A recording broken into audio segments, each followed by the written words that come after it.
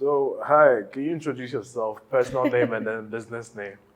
Personal name and business Yeah, name. you know. So my personal name is Zenobia Bou-Chedid, and my business name is Zenobia Bou-Chedid. I am the co-owner of zeno'syogurt and the founder of zeno'syogurt bar. Okay. Is that a good introduction? Lovely introduction. I'm sure everybody knows Zeno's yogurt because anytime I go shopping, that's one of the first things I look out for. Yeah. And it's always, in the yogurt section, yours always has like the predominant aisle. It's always, it always catches attention first and foremost. Thank God. Honestly, it's not even about the hype, but it's one of the things. So I'm very pleased to have you here. You're like, thank you. gracing I'm my very presence. happy to be here. You're a big woman. Oh, no. I'm not a big woman. I'm a young girl. Very happy to be here. You're a Ghana big woman. Oh, no. Don't give me pressure, please. No pressure. So I think we even had a deal. Yeah. We said we were going to ask questions which people may have been wondering, but I don't know you by. Yeah. So let's start with... That would be nice. Yeah. Things people don't know. So first of all, where did you grow up? Let's see. Where did I grow up? Yeah. What was the environment like?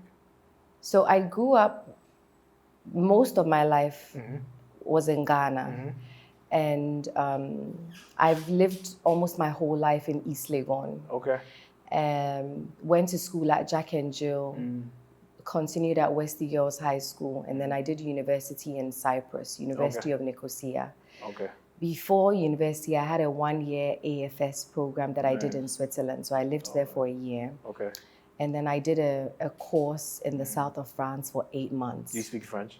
I used to speak fluent, well, not fluent, but I used to speak very good French and German. Can you believe I've forgotten both of it? Wow. Maybe like it's someone would think I'm lying if I said that at one point I could speak French and German. Wow.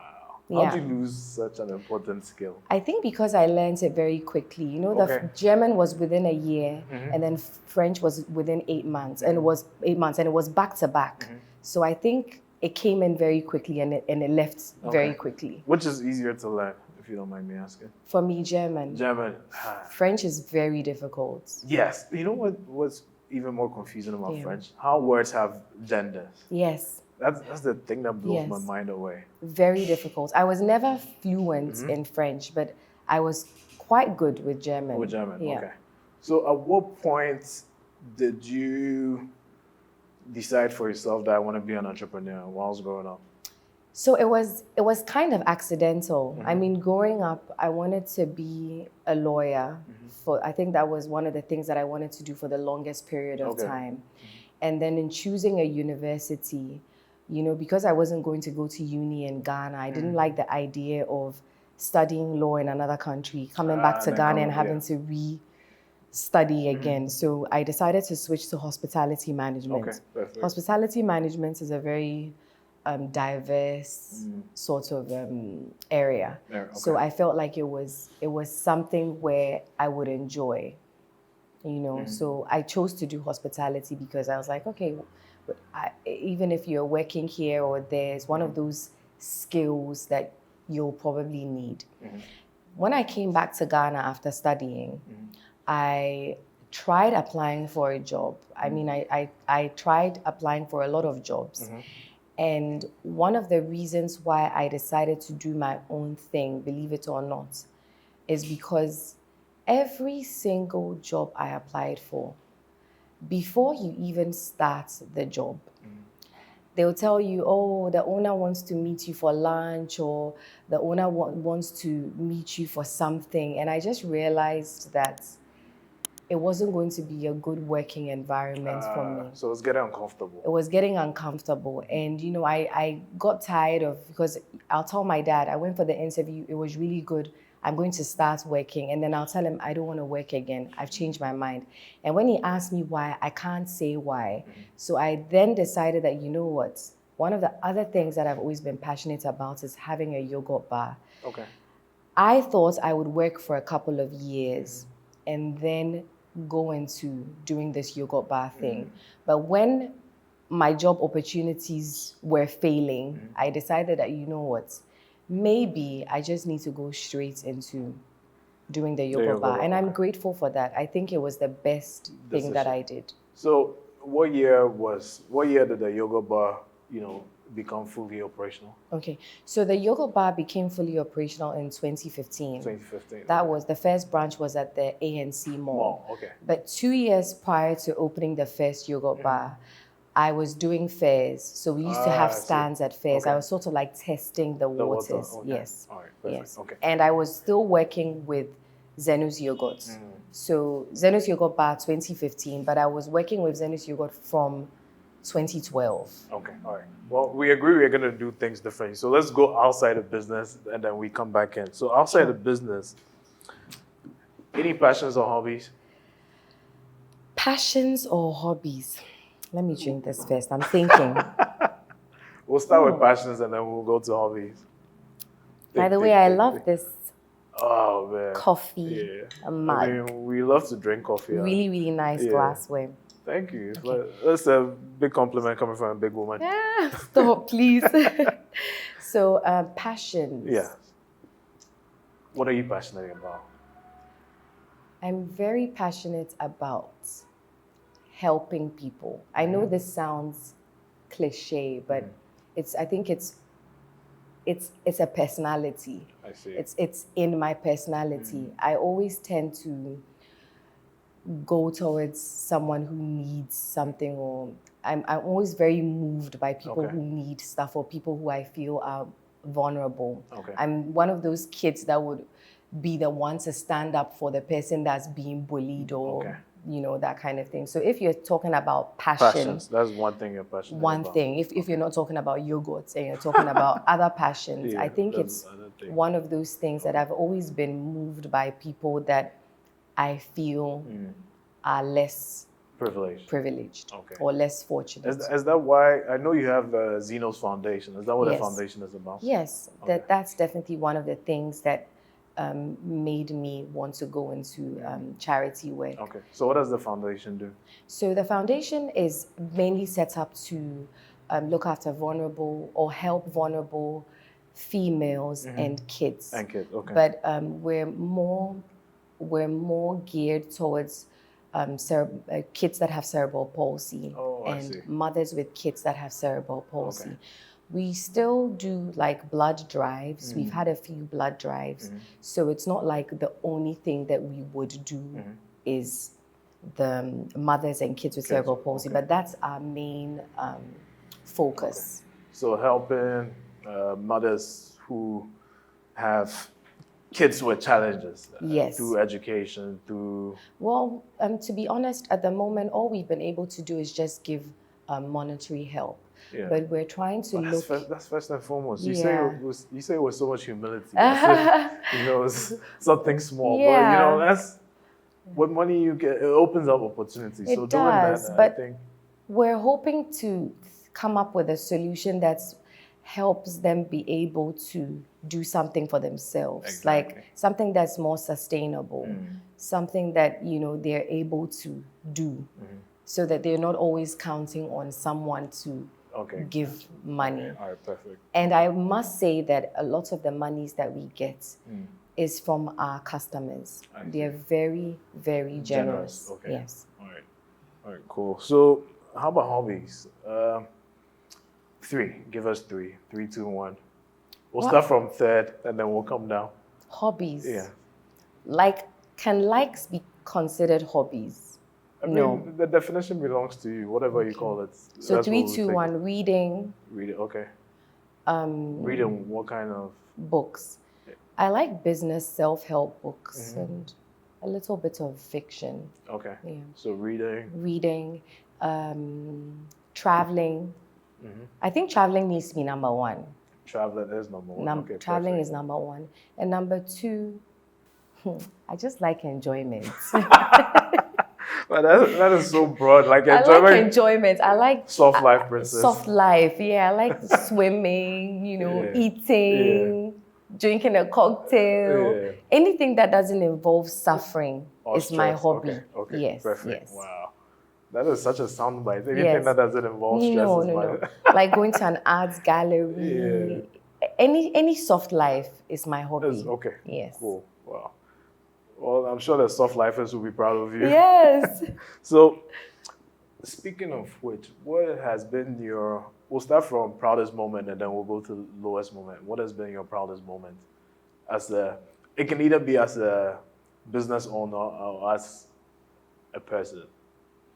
I think for me, my proudest moment was when I adopted a street dog from Cyprus when I was in uni. And I brought that dog with me to Ghana. Okay. And that dog lived for 11 years. Wow. I think that was my proudest moment because, you know, I got to see like a skinny, almost dead dog become something else. Yeah. So I know like proudest moments, I did very well in uni. I was a top graduate. I graduated with the highest honors, but I wouldn't consider that my proudest moments. I wouldn't even consider any awards that I've received from setting up the zeno'syogurt bar to be a proudest moment. Okay. Yeah. They're happy moments. Yes, but they're not something that you're internally proud of. No, I think proudest moments maybe when I pushed out my first child.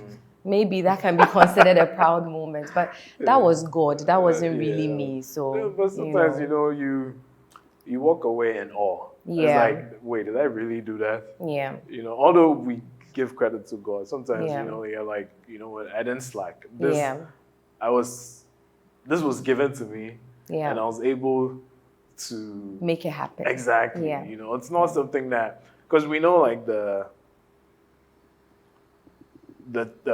things that can go wrong with childbirth. Yeah, so exactly. when you make it through, although you give most of the commendation to God, you kind of pat yourself on the back thinking that, you know what, I really did this. Yeah, exactly. I think in general, I'm proud of my whole life. I'm proud of everything that I've done. That you've done, okay. I don't have a lot of disappointing moments. I think I try my best usually with everything that I do. So would you call yourself an optimist or a pessimist? Both. Both. Sometimes in this Ghana, it's very, very difficult to be optimistic. I know. Because you know what I'm talking about. There are higher forces against your growth. Exactly. Yeah. But I think generally, I try to be optimistic. Yeah. Generally. But isn't that even more reason for you to be optimistic? Because you know that you're swimming against the current.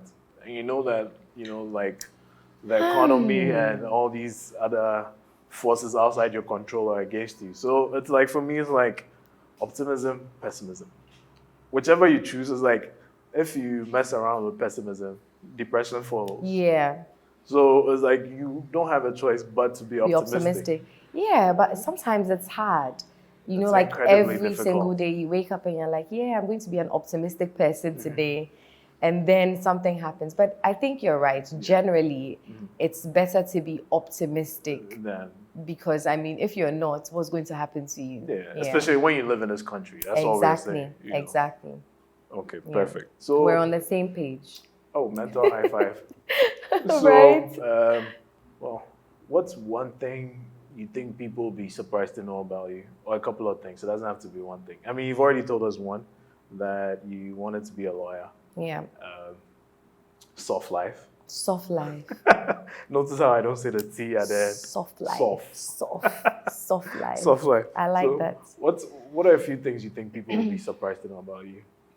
I think a lot of people see me to be very social, and a lot of people see me to be someone who has very good social skills, which I think I do. I mean, I've learned when you have to. Yeah. But I'm also a very shy person. Like, I'm one of those people that growing up, and my close friends know this, growing up, I could stand outside of a party and not be able to enter the party until the party is done. Because I wouldn't know how to walk in front of a crowd into a gathering. So I think that's something that people will be surprised to know. And even though I enjoy sometimes being social, I always feel like a lot of my energy has been sucked out of me. Okay. And that I have to sort of like go into my own corner and try to gain back some of my energy. So I think that would be it. Okay. a surprise for people. Of course it would be. All right. So now, now that we're done getting to know getting to know Zenobia outside of Zeno's Yogurt, let's piggyback into the business. Sure. What's the biggest misconception people have about this business? That we're swimming in money. Like, when people. I also think that. People. No, so I think a lot of people assume that once you're in all the shops or once they see you all over the place, exactly, it automatically translates into the fact that you're making it big. Profits on profits. Yes. On profits. Yeah. But that's actually not the case, because there's a whole distribution that comes in with having to supply all the shops. And there's a lot of money. I mean, it's very expensive to be distributing. To keep going, yeah. I mean, abroad, if someone is a manufacturer, they're able to focus on just manufacturing. And then usually what would happen is if you're supplying a Walmart, you take it to one place, one depot, and Walmart does all the distribution for you. But in Ghana, you have to physically take it to do your own distribution. Every single shop. And especially for like a product like this that is has a very short shelf life, we sometimes have to supply each shop about 3 times in a week, and that's very expensive. So if you think about it, you own like a logistics business as well. Yes, we do. We were been forced to own a logistics business, and it's I mean, the profit margins when you're supplying shops is very low.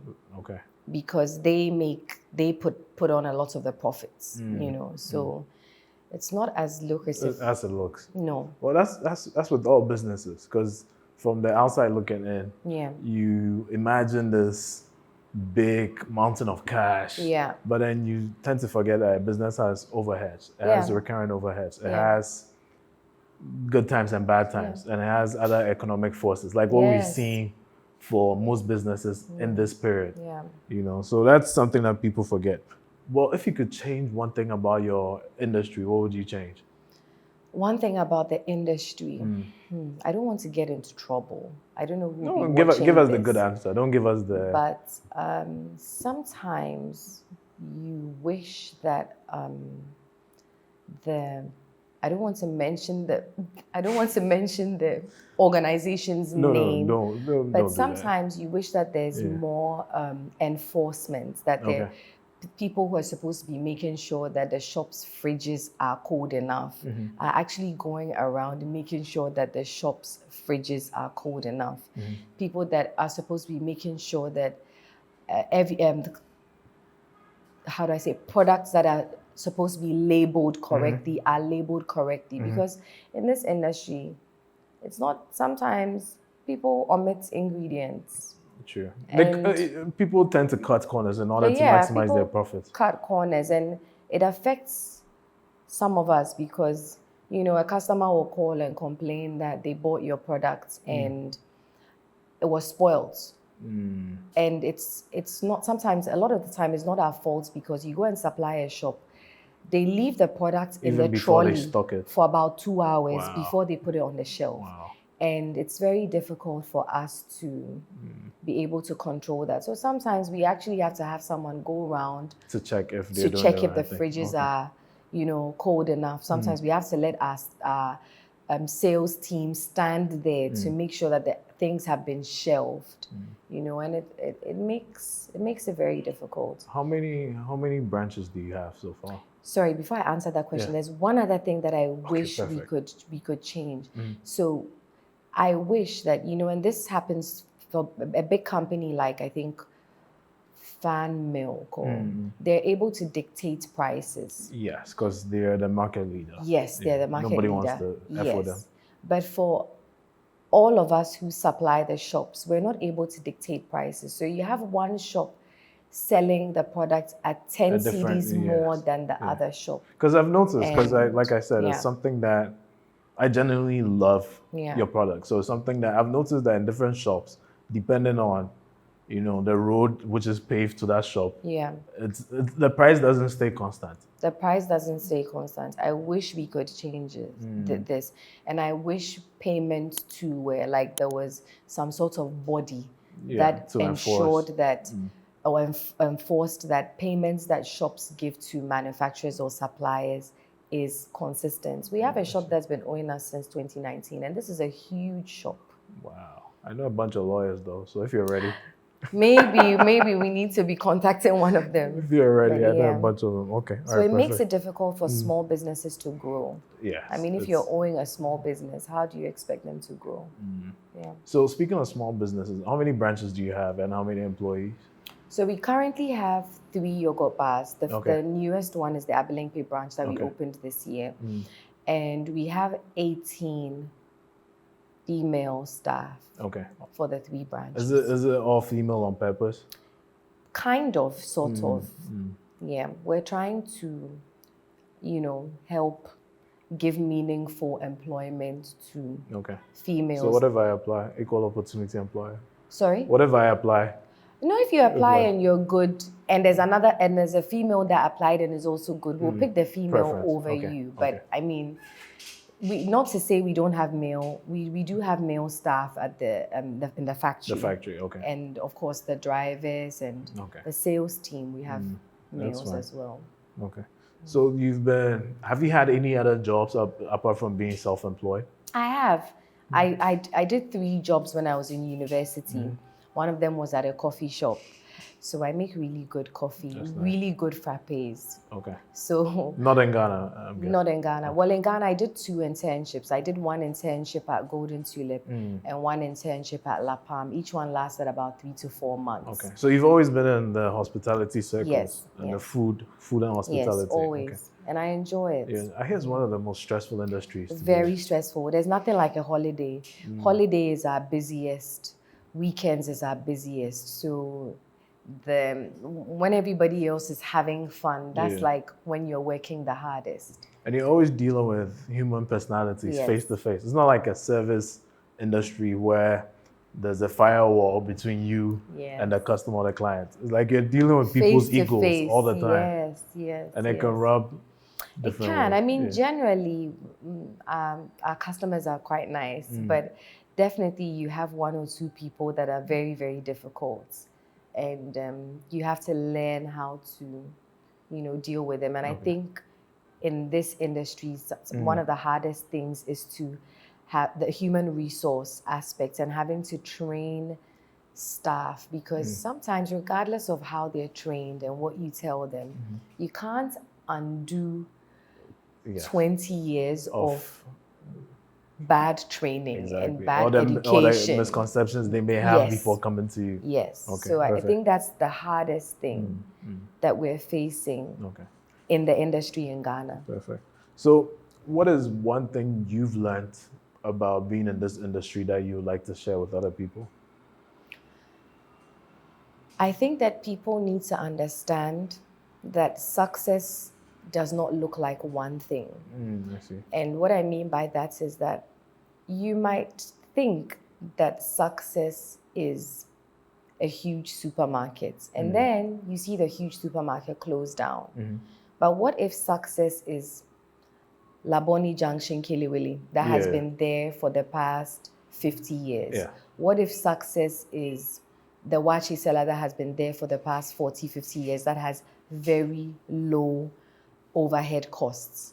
So I think that people need to reevaluate what they consider and redefine what they think is success. What does success mean to you, speaking of which? To me, success is if you're able to earn a good amount or no, personalize it. I'm asking you, success, if I am me, Zenobia, sitting in front of you. Success personally or success in business or success overall? Overall. What does it look like to you? Success to me is peace of mind. So whatever gives you peace of mind is success to me. Okay. So to me, peace of mind is being able to afford a good hospital if I'm ill, being able to travel if and when I want to, being able to take my kids to a good school. All those things give me peace of mind. Having a good place to put my head in a safe neighborhood. All those things give me peace of mind. And for me, as long as I'm able to achieve these things, you consider yourself successful? I consider myself successful. Okay. And of course, if I'm at peace with myself, I know that I'm doing good for people. I'm not doing bad, because at the end of the day, I also believe in karma. I see. So once I'm able to love people, treat people well, and I have, all this gives me peace of mind. So once I have this peace of mind, this level of peace of mind, I consider myself successful. Okay. What would you consider success for your business, Zeno's Yogurt? Success for my business, I would hope, is for it to be around even after I'm not around. Okay. So I'm not looking to make millions and for it to last 5 years. I want to go beyond generations. I want it to go beyond generations. Okay, perfect. Well, that sounds very plausible. I mean, I admire that, because it shows that you're in this business for a long time. Yeah. You're just not, because people enter business for different reasons. Yeah. Some people as a stepping stone to secure a much higher lifestyle. Yeah. But then you're telling me that the reason why you're doing this is to create generational wealth, for it to go beyond you. Yes. And maybe 4 or 5 generations Yes. deep. Amen. Amen. That's the prayer. Yeah, I mean, That's the prayer. it's doable. The same way like companies like Haagen-Dazs, Ben & Jerry's have lasted several generations. Even Fan Milk, there's like 3 or 4 generations if you look at it. Yeah, so perfect. Exactly. So what would you tell somebody who wants to, enter this line of business, start a yogurt bar or a smoothie bar? Don't do it. No, so I think if I could if I could rehab a passion, I would hope that my passion is not something that is so, how do I say it? Like, I would hope that it would be a product that doesn't have such a short shelf life. Yeah. Like, I would wish that I was doing something like clothing or pots. So something that I could export. Unfortunately, the likelihood of this going beyond Ghana, unless we decide to set up a factory over the distribution, everything. Yes, that's a very unfortunate aspect of it, because there's no preservatives. I wish I hadn't decided to be so healthy and organic. I would have thrown in a couple of preservatives in there. So, I mean, if there's one thing that I don't like about what I'm doing, is the fact that it's so difficult to export. It's difficult to keep longer. Yes, exactly. Speaking of health, do you have any special routines? Do you exercise? Do you meditate? Do you do yoga? Do you have like a morning routine? Why are you trying to make me look bad? No, I'm just, the I'm question. here marketing a healthy product and you're asking me about my lifestyle. Well, is it like, how the little man's advice is, So why not? Do you want me to lie or do you want me to tell the truth? No, own it. Okay. I exercise, say it with your chest. I don't exercise, say it with my chest. I just have good genes, say it with my chest. I need to look good, because now I need to explain that I used to. The people want to know. Okay, so currently, since you want me to look bad, I don't exercise. Like when I say I don't exercise, I try to walk and do 1 or 2 things, but it's not consistent enough for me to call it a lifestyle. But you still live a healthy lifestyle. Yes, I try to eat healthy. Choices. Yes. Like currently, I'm doing my intermittent fasting. That's why I drank coffee and I drank water. I would have drank yogurt, but I see. I'm not eating till 4 p.m. I'm doing 4 to 8, 4 hours. So How's 20 hours. Well, the first few weeks I was like dying, but now I think I'm used to it. Used to it, okay. I'm used to it, so. Okay, all right. Yeah. So I mean, you're still living, like a healthy lifestyle, regardless. It doesn't have to be strenuous exercise or anything. Once you're making healthy choices within your means, it's still a healthy lifestyle. Yeah, but I would hope to be able to exercise about 3-4 times in a week. I think that's my goal. That's like the ideal situation. It's just every day I make an excuse for myself. It's fine. We all go through the same things. But we'll try. I have to try. Okay, all right, perfect. So what's next for Zeno's Yogurt and any plans for expansion? Okay, so that's a good question. So in terms of for Zeno's Yogurt Bar, Yes. we're hoping to open more branches so that we're less dependent on the retail outlets and and all the wahala that comes with stocking the shelves. We want to be able to have more direct access to our customers so that when there's an issue, they can come directly to us. And in terms of Zeno's Yogurt as a whole, which also includes, the stuff we supply to shops, we're hoping to be able to have a farm. I see. So that we can plant our own, so we can have our own cows. Yes, we can plant because I was about to ask, fruits. how do you source your milk? So currently, all our milk and probiotics is imported. And it's crazy. I can only imagine with... It's crazy. Fluctuation and everything. Fluctuation, Russia, Ukraine, everything is like hitting us. And the reason... import prices. Import prices. Wow. And the reason why we're forced to import is because we don't have dairy cows. We don't have enough dairy cows in Ghana. Because all the cows are, I think, for meat, no? Yes. So if anybody has a dairy cows, it's probably because they've brought in dairy cows from, let's say, South Africa or Kenya, or they've crossed a dairy cow with a local cow. Okay. So let's say in Ghana, the cows give like 0.5 milk, and dairy cows would give, let's say, like 10 liters. Wow. So we're hoping to expand getting farmland. Exactly. Wow. Would you consider making other products? Because I know we would. Yogurt comes from, you can make butter out of the same raw material. We could. We would have to learn how to. We don't have the know-how currently, but we have the know-how of how to make cheese. Cheese, okay. And so we would definitely consider going into other dairy products. Look how expensive butter is. Man, you don't have to tell me twice. If we were making our own butter. Yeah, you would be helping the economy. Yeah, because that would be, taking burdens off cheese. people. So and cheese and stuff. Yeah. Speaking of cheese, what's your favorite food? My favorite food? Yeah, meal. Gosh, I love food. I love food. I can see your eyes light up. But I think for me, my two favorite cuisines would have to be Italian #1, because I love cheese, and Italian cuisine has like when it comes to the pasta, gosh. I love it when the Italians express their food and they do this. Yes, yes. I love Italian food, and I love Mediterranean food as well. Mediterranean food too. Okay, yeah. That's good. Well, it was good to have you. Thanks.